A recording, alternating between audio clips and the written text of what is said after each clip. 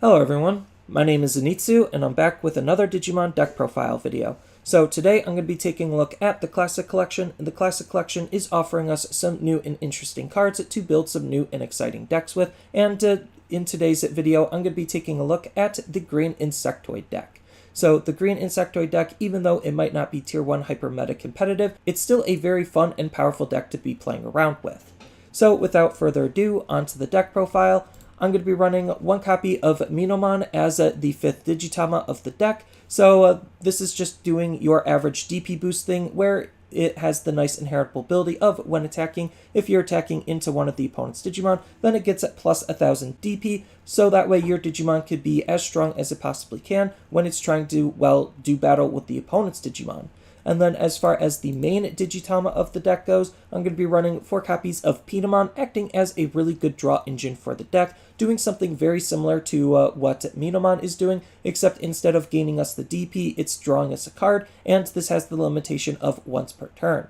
That's not going to matter a whole lot, but it could depending on how you build the deck, and the difference between drawing cards and gaining DP is kind of minimal, considering it's only going to be supporting your Mega most of the time. So if you want to prioritize DP boosting, then you could change up the ratios, but I really don't think the Digitama slot in this type of a deck matters a whole lot. Next, on to the rookies, I'm going to be running 3 copies of Terriermon. So Terriermon is still just a very powerful card to be running because stopping the opponent from gaining memory outside of their Tamer effects is just that good. There's a whole bunch of memory manipulating shenanigans running around in the game, and any way we have to limit the opponent's actions is usually a good thing, especially if they can't get rid of Terriermon. Next, I'm going to be running 4 copies of Tentomon. So this is the brand new classic version of Tentomon, and this Tentomon has a really nice inheritable ability of when attacking, the next time one of your Digimon digivolves into a card with Insectoid or Ancient Insectoid in its traits, then you get to reduce the memory cost of the Digivolution by 1, so that way you can make digivolving into your Megas really cheap and really efficient. Next, I'm going to be running 3 copies of Tentomon. So this is the Tentomon that comes from the green starter deck, and this Tentomon is really good because he has this nice on-play ability of essentially allowing us to draw a card. So what his on-play ability actually states is you reveal the top card of the deck. If it's a green Digimon, we get to add it into our hand, otherwise it'll go to the bottom, and well, we're playing a deck that's mostly green Digimon, so there's a very high chance that he's going to end up successfully adding you a card into your hand. And then the last rookie of the deck is going to be 4 copies of Palmon. So this is the starter deck Palmon, and this Palmon is doing something very similar to the Minomon, where we're just using it to try to DP boost our Digimon, so that way they're as powerful as they possibly can be when they're attacking into the opponent's Digimon. So Palmon states on her inheritable, when attacking, if you're attacking the opponent's Digimon, then this Digimon gains plus 2000 DP, so pair that up with Minomon and it's a plus 3000 DP boost just for attacking into the opponent's Digimon, which is essentially what we're trying to do.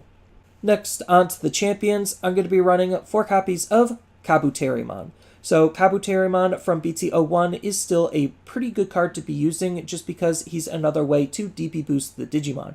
This is a flex spot in the deck. It can really be anything you feel like you want it to be using, but I feel like just because he's an Insectoid, he's still DP boosting your Digimon, just makes him a really good card to use on top of the fact that he evos for 1. So what his inheritable ability actually states is during your turn, this Digimon gets plus 1000 DP for every suspended Digimon the opponent has. So if the opponent has a whole bunch of suspended Digimon, then we're going to be gaining a sizable DP boost.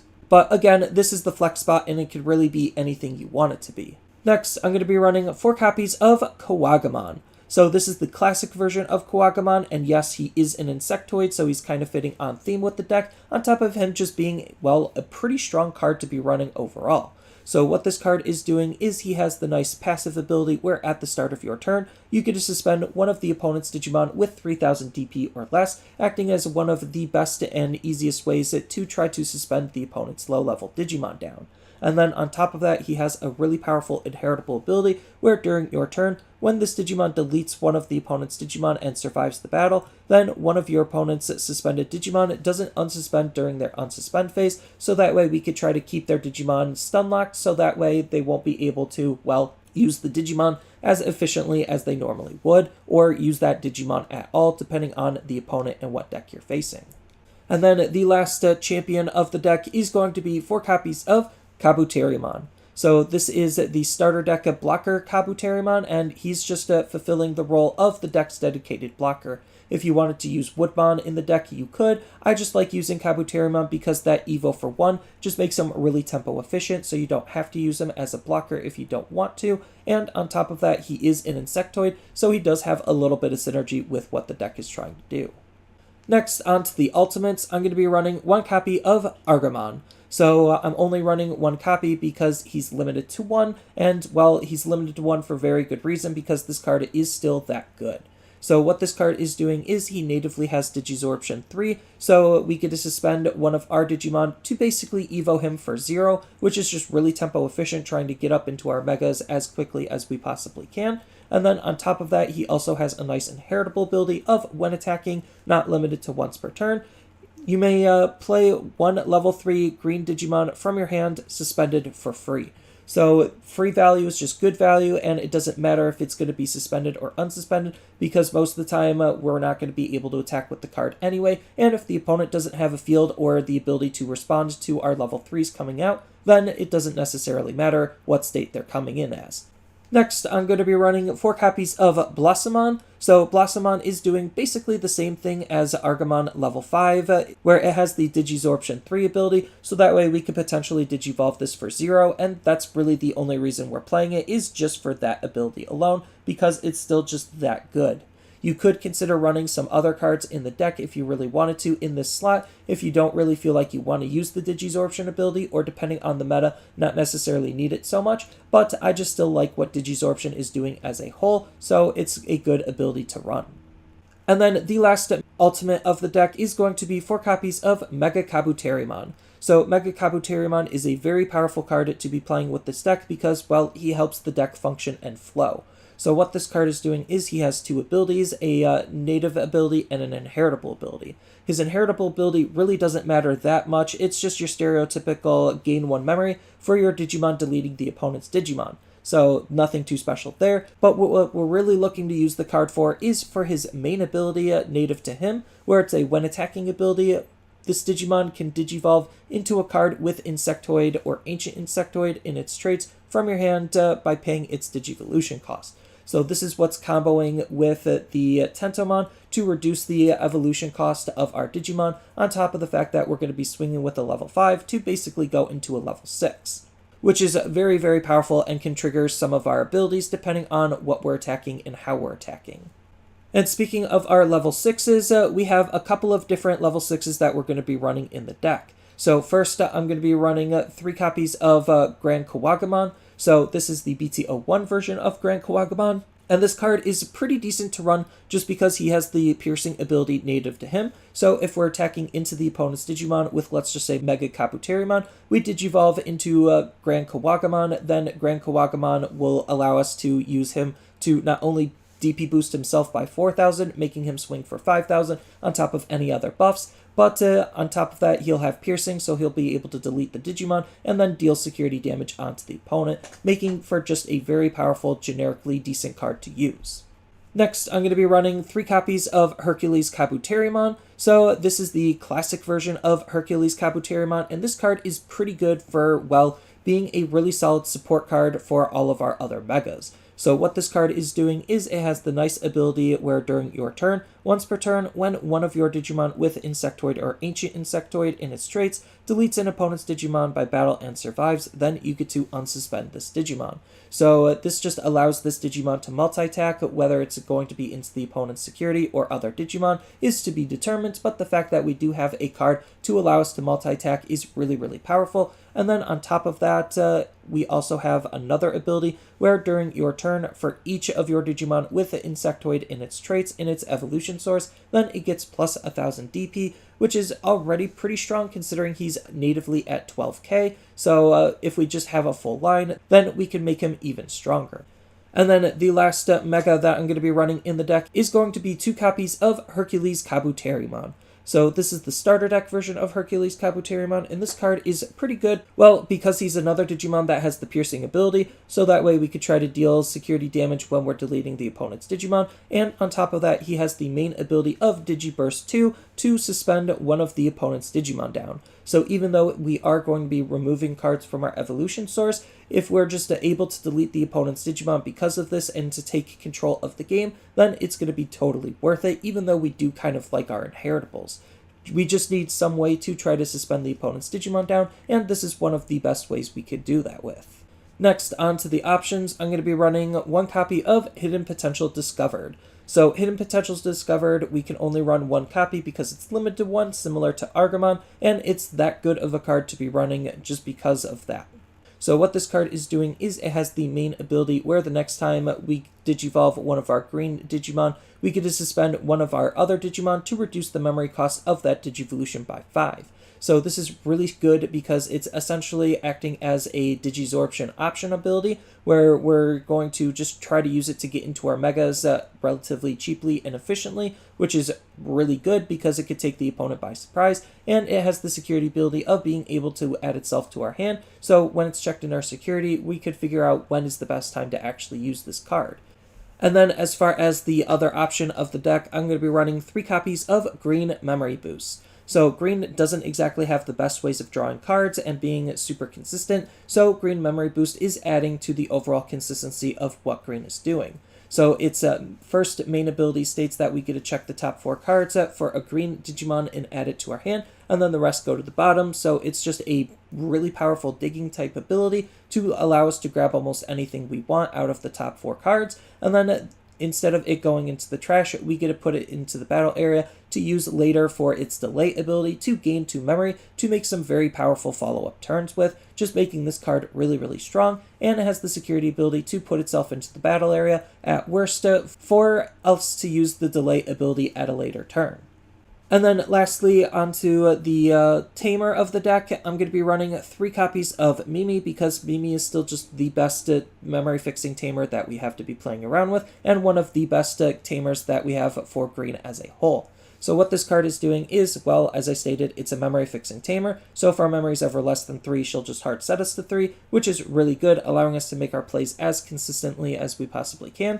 And then on top of that, she has the main ability, where if we have a level 5 green Digimon in play, then we could suspend this Tamer to basically get another raising phase. So we could use that extra raising phase in multiple different ways to help us draw cards or aggro out against the opponent.